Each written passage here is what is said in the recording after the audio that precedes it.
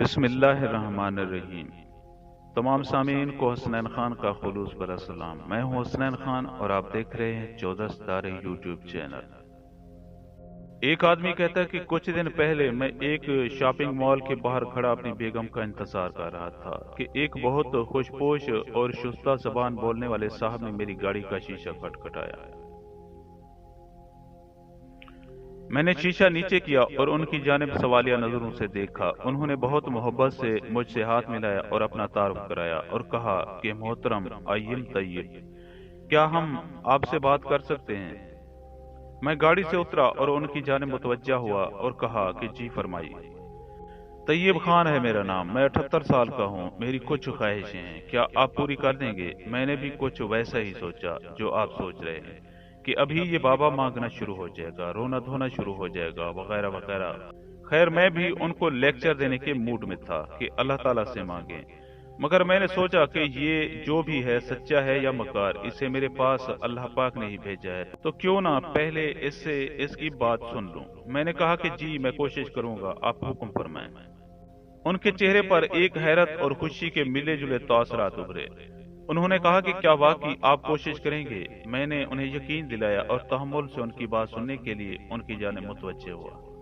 تو وہ بولے کہ بیٹا، میں ایک ٹیکسٹائل مل کا مالک تھا، پچھلے سیاسی دور میں بھتا نہ دینے پر مجھے قتل کی دھمکیاں ملی، تو سب کچھ چھوڑ کر بنگلہ دیش چلا گیا اور وہاں گارمنٹس فیکٹری لگا لی۔ کچھ عرصہ تو سسٹم ٹھیک چلا، مگر پھر مجھے میرے بنگالی پارٹنر نے دھوکہ دیا اور مجھے نہ صرف وہاں سے بھگا دیا بلکہ میرا سب کچھ کھا گیا۔ پاکستان واپس آیا تو میرے پاس کچھ بھی نہیں تھا، مل بند پڑی تھی اور سرمایہ کاری کے لیے کچھ بھی نہیں تھا۔ بڑے بیٹے نے مل اپنے نام کروائی اور مجھے گھر سے نکال دیا، مل کی جگہ اس نے کالونی بنا دی۔ میں کچھ عرصہ تو اپنی بہن کے ساتھ رہا، مگر ان کے شوہر کو اچھا نہیں لگتا تھا، اس لیے میں وہاں سے بھی نکل آیا۔ بیٹے سے ملا مگر اس نے ذلیل کر کے نکال دیا۔ پھر میں ایک مسجد میں گیا اور وہاں کے امام صاحب سے مسجد کی خدمت کی اور بچوں کو پڑھانے کی درخواست کی اور رہنے کے لیے جگہ مانگی تو وہ مان گئے۔ 4 سال سے وہی ہوں۔ کبھی کبھی دل چاہتا ہے کہ بن ٹھن کر نکلوں اور کافی پی لوں۔ میں دن میں 3 کپ کافی پیتا تھا، کافی کا مجھے جنون تھا۔ اب جب بھی کبھی 1-2 ماہ بعد دل کرتا ہے تو اپنی واحد پوشاک یہ کپڑے پہن کر یہاں آتا ہوں اور کسی ایک شخص کو جو مجھے امیر لیکن اللہ والا دکھتا ہے میں کافی پلانے کی درخواست کرتا ہوں۔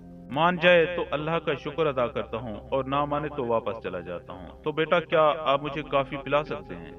میں زمین سے جیسے چپک کر رہ گیا، میرے رونگٹے کھڑے ہو گئے تھے، آنکھیں نم تھیں۔ میں نے ان کا ہاتھ تھاما اور بیگم کو فون کیا کہ وہ میرے فون پر ہی لوٹے کیونکہ میں ایک دوست کے ساتھ کافی پینے جا رہا ہوں۔ پاس ہی گلوریا جینز کے کیفے پر لے جا کر میں نے طیب صاحب کو ان کی پسند کی کافی اور کیک کھلایا۔ انہوں نے 2-3 مگ پیے، ہم نے مزید باتیں نہیں کی اور خاموشی سے کافی پینے کے بعد باہر نکل آئے۔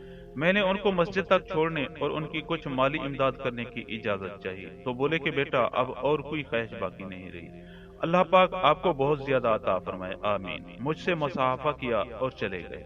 میں کھڑا ان کو جاتے ہوئے دیکھتا رہا اور وہ بغیر پیچھے مڑے بہت شان سے چلتے ہوئے میری نگاہوں سے اوجھل ہو گئے۔ کسی کی خواہش کی تکمیل کے لیے سوچا نہ کریں اور لیکچر نہ دیا کریں، یہ جو آپ کے در پر دستک دیتے ہیں اللہ کے مہمان ہوتے ہیں، ان کی قدر کیا کریں کیونکہ وقت ایک سا نہیں رہتا۔ معزز دوستو، ہم امید کرتے ہیں کہ آپ کو ہماری یہ ویڈیو اچھی لگے۔ اگر آپ کو ہماری یہ ویڈیو اچھی لگے تو پلیز آپ ہمارے چینل کو سبسکرائب اور اس ویڈیو کو لائک ضرور کیجیے۔ اب ہمیں اپنی اگلی ویڈیو تک کے لیے اجازت دیجیے، اس دعا کے ساتھ کہ اللہ پاک آپ کو اپنی حفظ و امان میں رکھے۔ اپنا بہت زیادہ خیال رکھیے گا۔ شکریہ، خدا حافظ۔